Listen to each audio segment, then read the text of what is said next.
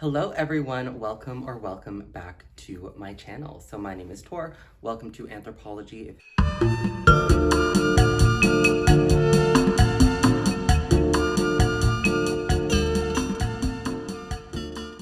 In today's video, we are doing a 1-year wear and tear update on my Schott B-3 Shearling bomber jacket. So I did a review on this jacket a year ago. It has amassed over 13,000 views. It is my most viewed video on this channel, but the response to it is hilarious. Basically, 64 people disliked it, 104 people liked it. So, mixed reviews. Basically, I know the review was bad. I know it was bad, it wasn't my best, but the jacket itself is amazing, so it speaks for itself. But I wanted to do a follow-up to that video. I wanted to give it a full review, and I wanted to show basically what 1 year, more or less, like a few months of wear and a few months of storage will do to this jacket, how it breaks in, what my thoughts are on it now after wearing it for a while, and then basically what I think of it. So this will be a better review for those that saw the first one, so you're welcome. Let's get straight into it. All right, so I'm just gonna hold the jacket up like this for as long as I can. It's very heavy, and then I'll do some shots as well. So I got this jacket last year for Christmas. It was a gift from my partner, and I have worn it a decent amount of times for Vancouver. So where I live right now in Vancouver, it rains a ton, and obviously a jacket like this will not do well in a very wet environment. Obviously you can't wear it in the rain, it'll get fucked up. But recently we've been having some days that are not as rainy, and I've been able to wear it. And since it is snowing now, Vancouver, for those that don't watch the news, Vancouver seems to be the epicenter of climate change. We had the hottest day on record in Canada. Well, not in Vancouver specifically, but in a town close to Vancouver in BC. We've had historic flooding. We've had historic cold.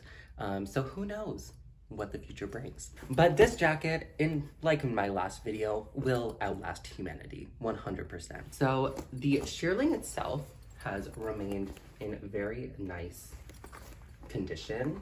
So it still looks really beautiful. It's very, very soft. It's very lush. The jacket itself has broken in nicely. If you recall from my first video, I'll include some clips. The jacket was very, very stiff. When I first got it, basically out of the box, it was super stiff. The leather is very, very thick. It is very, very thick because the whole inside is shearling all the way through.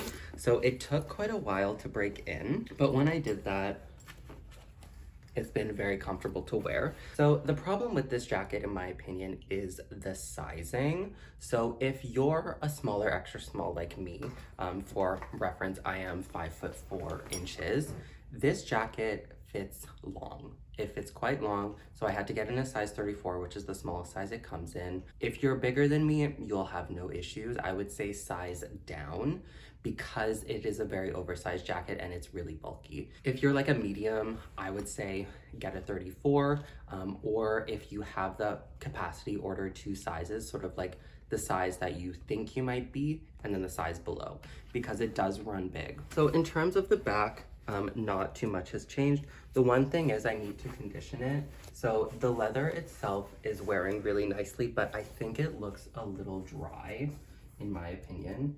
Especially on the arms, it looks a little dry, and you can see some white marks on the leather. I don't know what that is personally. I think it could just be that it needs a condition. In my other video, a lot of people wrote that I should condition it with mink oil, I believe is what they said. I've never conditioned a jacket, let alone a shoe, so I don't know how to do that. I may have to bring it to someone. In terms of wear and tear, it honestly hasn't worn that much. I think it could be the climate. It's not a jacket I wear every single day. I do have a Canada Goose jacket, which I wear a little bit more just given the climate that I live in. If I lived in more of a drier climate or one that was like really cold and dry, this would be perfect. Since I live somewhere a little bit more rainy, it doesn't get the wear that it maybe should, but this is a piece that I'll have forever. So I feel like the wear over my lifetime will be good enough. So this is how the jacket looks like on me.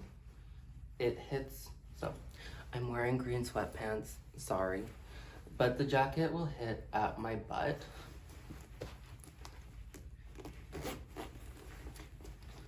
So this whole thing is very, very thick.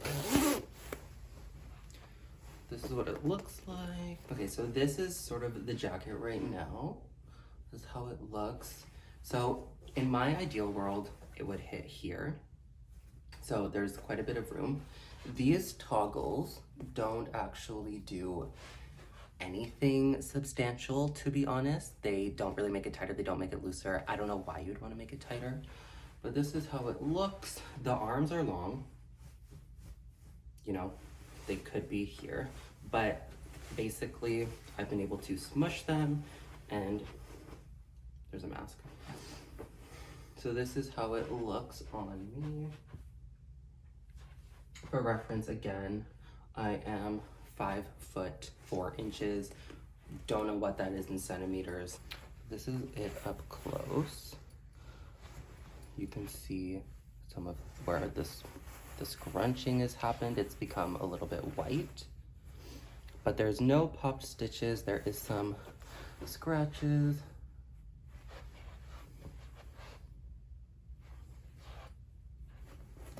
The hardware is really good, very thick, very buttery.